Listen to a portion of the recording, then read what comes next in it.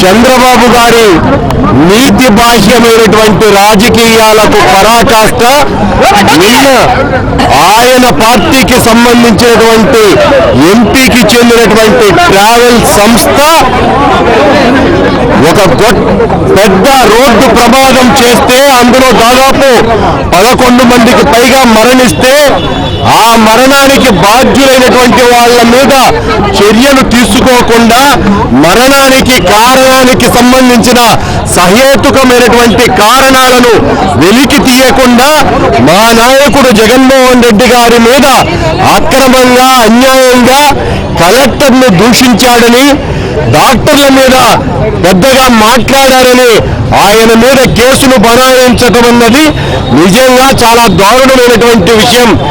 చంద్రబాబు నాయుడు గారు ప్రతిపక్షంలో ఉండగా ఐఏఎస్ అధికారులను సీనియర్ అధికారులను పోలీసు అధికారులను బండబూతులు తిట్టినటువంటి సంస్కృతి చంద్రబాబు నాయుడు గారిది.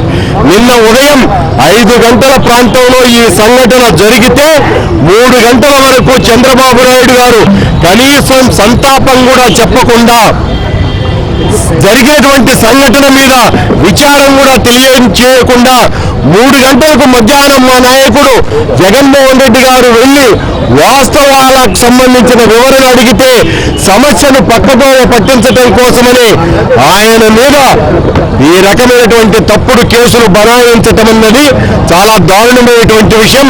చంద్రబాబు నాయుడు నిరంతరం ఎప్పుడు ప్రజాస్వామిక పద్ధతులలో వైఎస్ఆర్ కాంగ్రెస్ పార్టీ పోరాటాలు చేస్తూ ఉంటుందో అప్పుడు ఏదో ఒక సొట్టో కారణమో చూపి మా నాయకుడి మీద నిందలు మోపి వైఎస్ఆర్ కాంగ్రెస్ పార్టీని అభాండాలు పాలు చేసేటువంటి పరిస్థితులు నిరంతరం కల్పిస్తూనే ఉన్నారు.